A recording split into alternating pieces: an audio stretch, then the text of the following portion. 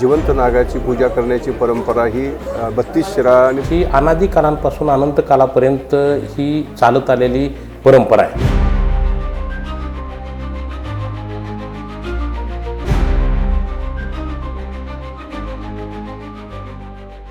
नमस्कार.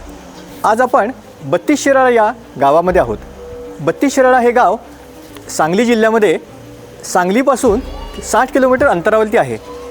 32 शिराळा या गावाचं विशेष म्हणजे पूर्वी या गावामध्ये जिवंत नागांची पूजा केली जात असे. केवळ भारताच्या भूमीवरती असं हे एकमेव गाव आहे की जिथं पूर्वी जिवंत नाग पकडले जात असत आणि त्यांची पूजा केली जात असे. असं वैशिष्ट्यपूर्ण असलेलं 32 शिराळा हे गाव वर्ष 2002 पासून सर्वोच्च न्यायालयाच्या निर्णयानंतर इथं जिवंत नागांचे प्रदर्शन करण्यास बंदी करण्यात आली. त्यापूर्वी विविध नागमंडळे इथं जिवंत नागांची पूजा आणि प्रदर्शन करत असत. त्यानिमित्तानं 32 शिराळ्यामध्ये असलेले विविध लोकप्रतिनिधी, विविध मंडळांचे अध्यक्ष यांची आपण आता प्रतिक्रिया जाणून घेऊ. आपल्याला माहीत आहे की अंबामातेच्या आशीर्वादाच्या जोरावरती, गोरक्षनाथ मातांच्या आशीर्वादाच्या जोरावरती अनेक वर्षे म्हणजे अनादी कालापासून आपली ही नागपंचमीची जिवंत नागाची पूजा करण्याची परंपरा ही 32 शिराळा आणि 32 शिराळ्याच्या पंचक्रोशीमध्ये आपण सगळ्यांनी अनुभवलेली आहे. अगदी 2002 पूर्वी ह्या विभागातील अनेक पर्यटकसुद्धा आलेले आहेत, भाविकसुद्धा आलेले आहेत, देशातले आलेले आहेत, परदेशातले आलेले आहेत आणि त्याची जिवंत नागाच्या पूजेची अनुभूती त्यांनीसुद्धा घेतलेली आहे. ही आख्यायिका नसून ही वास्तविक अशा पद्धतीचा तो हिंदू सण, रूढी, परंपरा, हिंदू असणारे जे आपल्या सर्व परंपरा आहेत त्याचा एक जिवंत नमुना आहे. म्हणून या निमित्तानं आम्हाला आमचा प्रयत्न होता की ज्या पद्धतीनं नाथ लीलामृतमध्ये असेल, करवीर महात्म्यामध्ये असेल, समर्थ रामदासांच्या असणाऱ्या काव्यामध्ये असेल, महाराष्ट्राच्या गॅजेटमध्ये असेल, रिपब्लिक डेच्या दिवशी आपण जे आपले प्रात्यक्षिक ठेवतो त्या प्रात्यक्षिकाच्या माध्यमातून असेल, वेगवेगळ्या असणाऱ्या आपल्या क्रमिक पुस्तकांमध्ये केलेल्या ह्या असणाऱ्या सण सोहळ्याचा, नागपंचमीच्या नागपूजेचा असणारा उद्घोष असेल, या सगळ्या गोष्टी समजा जर एका असणाऱ्या कायद्याच्याद्वारे जर आपण पूर्णपणे जर बंद करणार असाल तर तो आपल्या असणाऱ्या हिंदू धर्मियांच्याकडं मिळालेला जो घटनादत्त अधिकार आहे कलम 25 आणि कलम 26 अन्वये की आम्हाला आमच्या असणाऱ्या रिवाजाप्रमाणे, रीतीप्रमाणे आमचे सण साजरे करण्याचा अधिकार आहे आणि तो अधिकार आम्हाला घटनेनं दिलेला आहे. तो आम्हाला मिळण्यासाठी म्हणून आपण विधानसभेमध्ये तशा पद्धतीचा प्रश्न मांडला.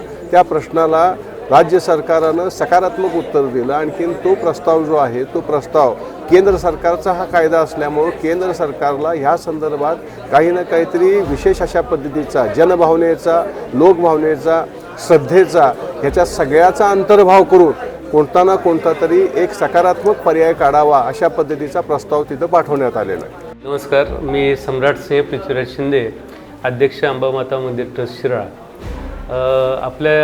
आमची शिराळ्याची नागपंचमी जी आहे ही हल्ली न्यायालयाच्या आदेशाप्रमाणे कायदेशीर कचाट्यामध्ये सापडल्यामुळं आमची असणारी हजारो वर्षाची परंपरा जी आहे ती खंडित झालेली आहे. तर आपण जर का बघितलं तर ही शिराळ्याची नागपंचमी जी आहे ही गोरक्षनाथांनी 9व्या शतकामध्ये स्वतः सुरू केलेली अशी ही नागपंचमी जी आहे याला खूप मोठी धार्मिक आणि पौराणिक परंपरा आहे. पण असणाऱ्या वाईल्ड लाईफ ॲक्टच्या कायद्यातल्या तरतुदीमुळे हे असणाऱ्या आमच्या अनन्यसाधारण असं महत्त्व हिंदू धर्मामध्ये ज्या सणाला आहे त्या सणाला आता या कायद्याच्या कचाट्यामुळं ब्रेक लागलेला आहे. आणि मग आपण बघितलं तर याच्या मुळामध्ये जर का आपण गेलो तर आपल्याला वारंवार आता हे लक्षात येतं आहे की 1972चा वाईल्ड लाईफ जो कायदा आहे, वाईल्ड लाईफ ॲक्ट कायदा जो आहे तो युरोपमधनं जसाच तसा उचलून इथं घेण्यात आला. म्हणजे त्यावेळच्या सरकारने विचारसुद्धा केला नाही की ही असणारी आपली विविध संस्कृतीनं नटलेला हा आपला देश आणि ह्या देशामध्ये विविधता इतकी मोठी आहे. हा हिंदू धर्म जो आहे, हिंदू सण, रीत, रिवाज आपण जर का बघितले तर हे विश्वाला व्यापून टाकणारी ही संकल्पना आणि याच्यामध्ये असणारे आपल्या वनस्पती असतील, प्राणी असतील, आपले पंचमहाभूतं असतील ह्यांची पूजा करणारा हा हिंदू धर्म आणि त्या प्रत्येक प्राण्यांचा आपण आदर मानून, देवाचं अंश मानून त्याची नेहमी आपण पूजा करत असतो. ह्या हिंदू धर्माच्या ह्या चालीरीतीन पद्धती आहेत. ह्याच्यावरतीच ह्या कायद्यामुळं घाला आलेला आहे. त्यामुळं त्याच्या आपल्याला मुळाला गेलं पाहिजे की हे करत असताना त्यावेळच्या असणाऱ्या शासनकर्त्यांना हे कळलं नाही का की हिंदू धर्मामध्ये जर का आपण नागाला पुजतो, हत्तीला पुजतो, बैलाला पुजतो, म्हणजे विविध असणाऱ्या गोष्टींचे पूजन आपण देव म्हणून करत असतो, त्याला या कायद्यामुळे बाधा येईल असं कधी वाटलं नाही का? पण त्याचमुळं ह्या असणाऱ्या कायद्याचे इम्प्लिमेंट केल्यामुळं आज आमची नागपंचमी, आमचा धार्मिक सण हजारो वर्षाचा बंद पडला आहे. या अशा पद्धतीच्या बऱ्याच ह्याच्यावरती सणांच्यावरती संक्रांत आलेली आहे. नमस्ते, मी हनुमंतराव पाटील, माजी सभापती, जिल्हा परिषद सदस्य, इथला अध्यक्ष.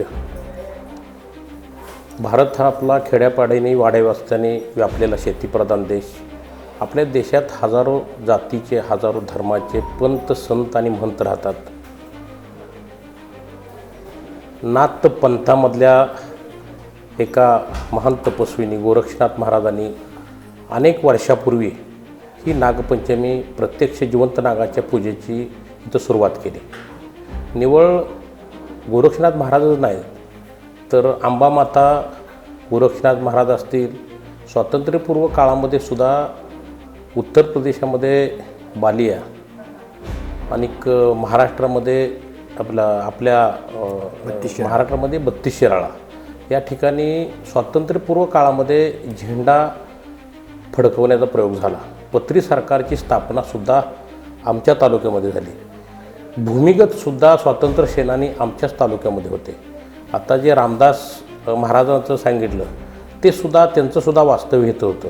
भुईकोट किल्ल्यावर संभाजी महाराजांचं इथं भुईकोट किल्ल्यावर वास्तव्य होतं. म्हणजे अनेक अर्थाने म्हणजे इथले नाग असतील, इथले वाघ असतील, इथले साग असतील. इथं तर सह्याद्री व्याघ्र प्रकल्पाला जागतिक वारसा मिळाला.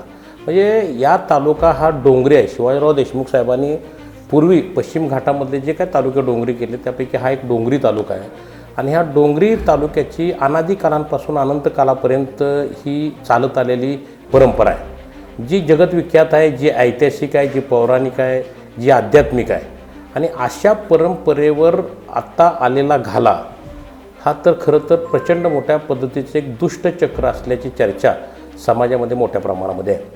पूर्वीच्या काळामध्ये परदेशातील लोक बघण्यासाठी, नाग बघण्यासाठी तर लोक यायचेच, पण परदेशातली वेगवेगळ्या देशातले लोक कसे दिसतात आणि ते इकडं कसे येतात ते बघण्यासाठी लोक येत होते. तेवढी म्हणजे इलेक्ट्रॉनिक मीडिया एवढी तेज नसतानासुद्धा ही परंपरा अबाधित होती. मात्र दरम्यानच्या काळामध्ये सर्पमित्रांनी काय ॲलिगेशन केले किंवा काय तक्रारी झाल्या, त्यातून ही नागपंचमी बंद झाली. मला वाटतं हिंदू धर्म आणि त्या हिंदू धर्माच्या परंपरा असतील, म्हणजे एक नागपंचमीच नाही तर हिंदू धर्मातले सगळे सण आहेत ते माणसाच्या दैनंदिन जीवनाशी निगडीत आहेत. मग उन्हाळा, पावसाळा, हिवाळा जसे 3 ऋतू आहेत तसे हे सण परंपरेशी संलग्न आहेत, लोकांच्या उत्थापनाच्या संलग्न आहेत. आणि मला वाटते हळूहळू ह्या सगळ्या धर्मावर वेगवेगळ्या पद्धतीनं घाला येतो आहे. ह्यामुळं प्रचंड मोठ्या पद्धतीची नाराजी लोकांच्या मनामध्ये आहे. मी के डी पाटील, माजी जिल्हा परिषद सदस्य आणि सध्या जिल्ह्याचे उपाध्यक्ष भाजप सांगली. शिराळा हा महाराष्ट्रामध्ये नागपंचमीच्या सणासाठी आणि जिवंत नागाच्या पूजेसाठी संपूर्ण राज्यामध्ये आणि देशामध्ये प्रसिद्ध आहे. गेली ही अनेक वर्षाची परंपरा आहे की जिथं जिवंत नागाची पूजा केली जाते. या भूमीला नागभूमी अशा पद्धतीनं गोरक्षनाथ महाराजांनी सुरुवात केली आणि त्या पूजेच्या माध्यमातून संपूर्ण तालुक्यामध्ये जिवंत नाग पकडून आणायची आणि प्रत्यक्ष पूजा करायची. ही पूजा करत असताना ही अनेक वर्षाची परंपरा आहे. इथं अंबाबाईचं मंदिर आहे. अंबाबाईच्या मंदिरामध्येच या जिवंत नागाची पूजा केली जाते. आणि विशेषतः नागांना तर पूजा करत असताना नागाला तर काही त्रास होत नाही, पण नागसुद्धा इथल्या पूजा करणाऱ्या आमच्या कुठल्याही तरुणाला त्रास देत नाही.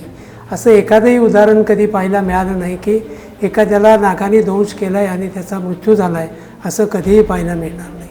परंतु ही पूजा करत असताना अलीकडच्या कालावधीमध्ये याला कुठंतरी विसंगतपणा यावा किंवा प्राणीमात्राच्या या निर्णयाखाली, संरक्षणाच्या निर्णयाखाली ही नागपंचमी मोडीत काढण्याची अलीकडच्या कालावधीमध्ये ही आपल्याला प्रथा पाहायला मिळते. अनेक कालावधीपासून म्हणजे स्वातंत्र्यपूर्व कालावधीपासून सुद्धा या ठिकाणी ही नागाची पूजा केली जाते. या शिराळच्या भूमीला खूप एक वेगळं वैशिष्ट्य आहे. मग ते नागभूमीचं आहे, संभाजी महाराजांच्या इथल्या त्यावेळेच्या वास्तव्याचं आहे, रामदास स्वामींचं इथं एक मारुतीच्या मंदिराचं या ठिकाणी वास्तव्य आजही पाहायला आपल्याला मिळतं. आणि अशा अनेक म्हणजे स्वर्गीय देशमुख साहेबांनी या मतदारसंघामध्ये, हा मतदारसंघ डोंगरी भागातला आहे आणि म्हणून याला डोंगरी विशेष भाग म्हणून सुद्धा एक मान्यता मिळवली. परंतु हे सगळं करत असताना नागाच्या पूजेच्या संदर्भात मात्र सातत्यानं अडथळे निर्माण येत आहेत. नमस्कार, माझे नाव राजेंद्र भीमराव माने. मी सामाजिक कार्यकर्ता म्हणून 2015पासून शिराळ नागपंचमीबाबत जिवंत नाग पकडणे व त्याची पूजा करणे या मागणीसाठी केंद्र सरकारकडं उपोषण असेल, मोर्चा असेल, लोकशाहीच्या मार्गातून बरीच आपण आंदोलनं केलेली आहेत. तरी 2015ला जावडेकर साहेबांनी आश्वासन दिलं होतं की जिवंत नाग पकडणे व त्याची पूजा करण्याबाबत नवीन विधेयक लोकसभेत मांडतो म्हणून. तरी सदर विधेयक हिवाळी अधिवेशनात न मांडल्यामुळे पुन्हा आम्ही उपोषणला शिराळ येथील तहसील कार्यालयासमोर बसलो होतो. त्यावेळी 29 गावांनी आम्हाला पाठिंबा दिला होता. तसेच ते उपोषण सर्वात मोठे झाले होते. 29 दिवस आमरण उपोषण केले होते. त्यावेळी केंद्रीय पर्यावरण मंत्री प्रकाश जावडेकर यांनी भेटायला आम्हाला बोलवले व योग्य तो पाठपुरावा करण्यास सांगितला होता. त्या पद्धतीने आम्ही पाठपुरावा केलेला पण आहे व आत्ता पण चालू आहे. आणि आत्तासुद्धा शिराळ नागपंचमीसाठी जिवंत नाग पकडणे व त्याची पूजा करण्यासाठी कराड येथील विजयनगर पारेषण याच्यासमोर उपोषणाचा आता आमचा निर्णय आहे. या सर्वांचं आणि शिराळकरांची एकच भूमिका आहे, ती म्हणजे इथल्या शिराळा या नागपंचमीवरती जी प्रशासनाकडनं, न्यायालयाकडनं जी बंदी आलेली आहे ती उठवावी. प्रशासकीय पातळीवरती विविध निवेदनं, आंदोलन यांचे प्रयत्न चालूच आहेत. ही कळकळीची भूमिका शासनापर्यंत पोचावी आणि 32 शिराळा येथे लवकरात लवकर जिवंत नागांची पूजा सुरू व्हावी हीच इथल्या सर्वसामान्य शिराळकरांची इच्छा आहे.